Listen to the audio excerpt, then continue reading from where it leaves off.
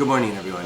So, I'm pretty excited today because we've got 3 new oolongs to sample and catalog and get into, write the flavor notes and take pictures of for the website. Today, for this video, I'm going to be using some glass jendingbe or glass cupping sets. The reason I'm doing that is because the visual appeal of glass. So when we're talking about brewing tea and trying to brew the best quality tea possible, in terms of material for brewing tea, number 1 by far is clay, known as purple clay, Yixing clay, Yixing teapots.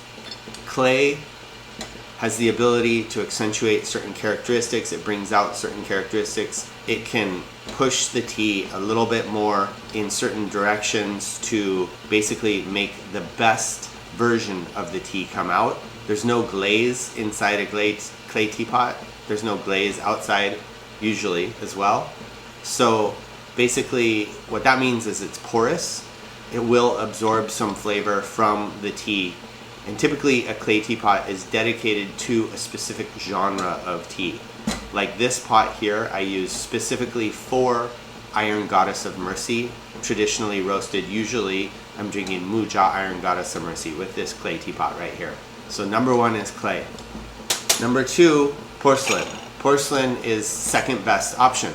The benefit of porcelain is we can brew tea in a porcelain vessel like so, and I can brew multiple teas in same session. So like I could be brewing jasmine pearls, switch it to a high mountain green oolong, switch it to a roasted oolong, switch it to a pu'er. You could use this vessel and it would brew the tea. It would all be able to brew the tea really well, really high quality. I mean, the degree of difference is subtle. You know, it's a very small difference, but typically when we're trying to accentuate characteristics of tea and brew tea to the best of our ability, we want to use the material that will brew the better tea, which is clay. But porcelain has its benefit too, like I described. Now, third is glass. Glass is considered to be slightly less quality material than porcelain in terms of brewing. And I think that has to do with its ability to retain heat, or what is the benefit of glass, and that is the visual component. So when you brew tea with glass, you get to see the tea unfurl, you get to see the tea brewing. And so there is a benefit to glass as well.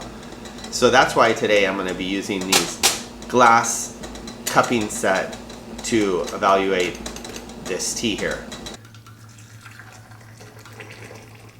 It's going to be pretty fun to watch this tea brew in glass. So first I'm just going to warm and rinse these glass teaware.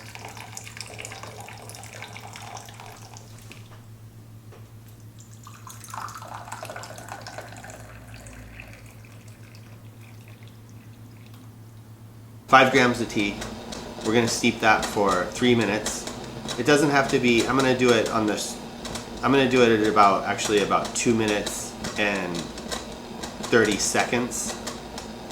That's enough. And then what we're going to do is we're going to write down our flavor notes. We've got the 3 teas listed here: charcoal spirit, charcoal seasons, charcoal lily, and then the color, the nose, flavor, and mouthfeel. Now this charcoal spirit is named after this. It's a cultivar that was developed by this family. Okay, so now we have the 3 teas that we're going to be cupping today. On this side here, this is what's called the charcoal spirit. This is a charcoal golden lily, which is a cultivar described in some of our other videos. This here is the charcoal 4 seasons. All of these are charcoal roasted, and they're from a family that I've been buying tea from for about 15 years now. And I'll start the timer as soon as I have filled the first cup.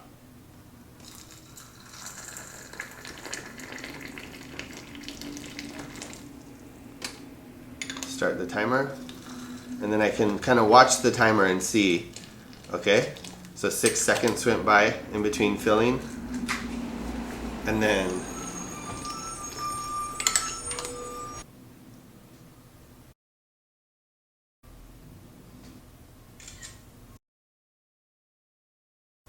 pretty surprised at how slowly this one opened. 5, 6.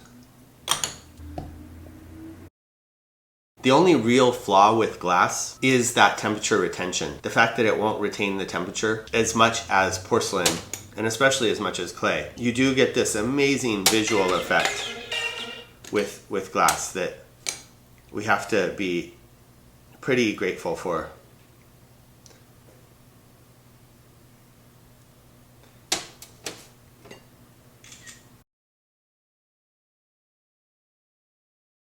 Now the fun begins, right? Got the color, the aroma off the spoon here. Oh wow, that's like diamonds right there. Like ice cold diamonds. I don't know what that would smell like. Probably nothing, but just rubies. Wow. So a lot going on. It's hard to explain. It's hard to describe.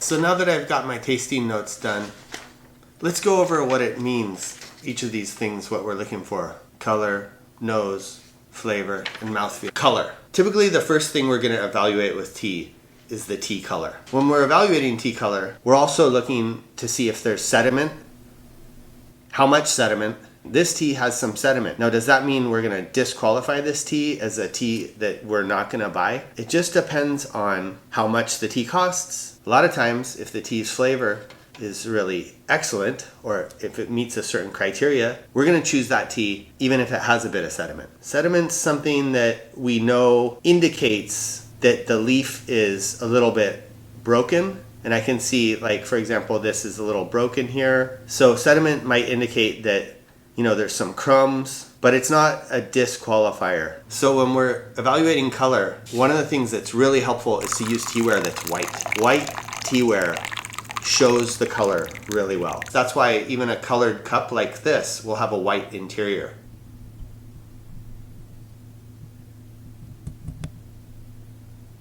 So the next thing to consider is nose. A lot of times when we're cupping tea, our tools that we have available are a porcelain spoon and a cup. So we'll use the porcelain spoon as a ladle to scoop the tea into our cup. And then after we do that, we're gonna use the porcelain spoon, the tea, as it sticks to that spoon, it's gonna leave behind an aroma. Now that's the aroma we wanna evaluate more than this liquid tea aroma.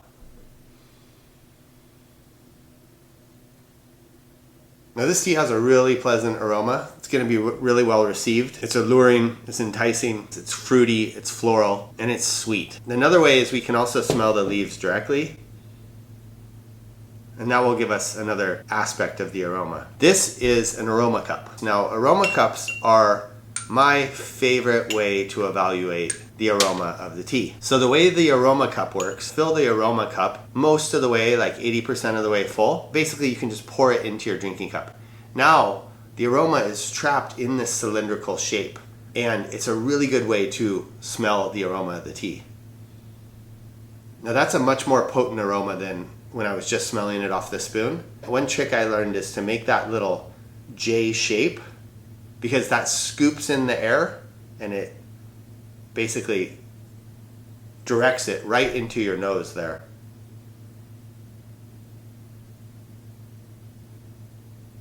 And that is just a beautiful floral aroma. Really light, really bright. Finally, taste. So with taste, we're talking about what the tea tastes like. One of the ways that we can talk about that that's helpful is we make associations. We say it tastes like roasted root vegetables, cooked apples. It tastes like dried flowers. It tastes like dried fruit. It tastes like tropical fruit. Now, one of the ways you can help teach yourself about this is you can get a tasting wheel, like a flavor wheel, from either the wine industry or the coffee industry, or you can just make one up too. On one end, on one side figure, you're gonna focus on earthy flavors like mushroom, wood, pine, different kind of earthy resinous flavors.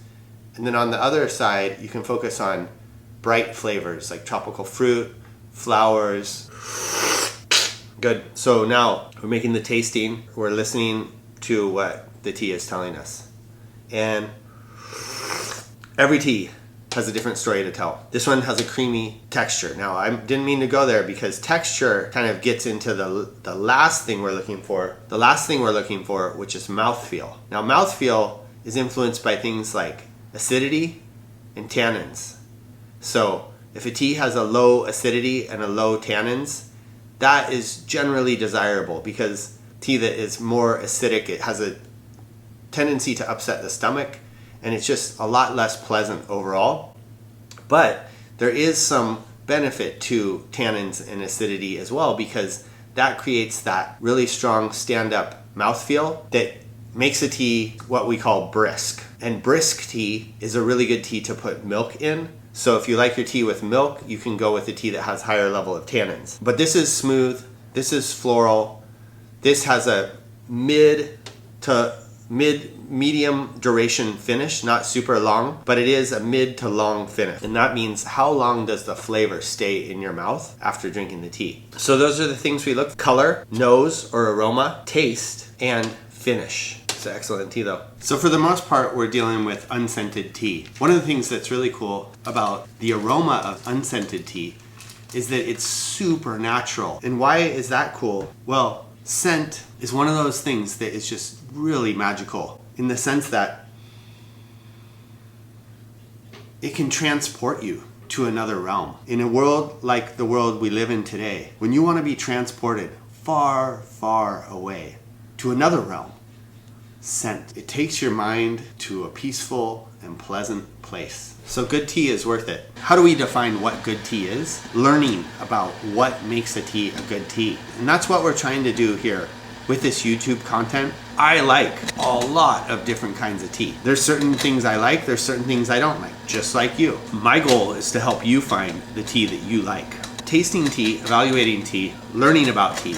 It's really just about noticing what you're experiencing when you taste it, when you smell it. It's when we open a vacuum sealed bag of tea like this. Now this is really fun tea here, because I can tell just by that first initial smell that it is super fresh. I mean, it smells just like the tea farms in Taiwan. And there's something really special about fresh tea. Now these tea farms and these tea farmers we have relationships with. We've been building the relationship with these tea farms for 20 years plus. There's a lot that goes into that. It's quite different than the way we do business in the United States. It's a lot different than just the sort of transactional nature of business. Anyway, thanks for hearing my thoughts and thinking of our channel and supporting JT. Remember, whenever you order tea from JT, you get a free bookmark that's really cool, and a free tea sample.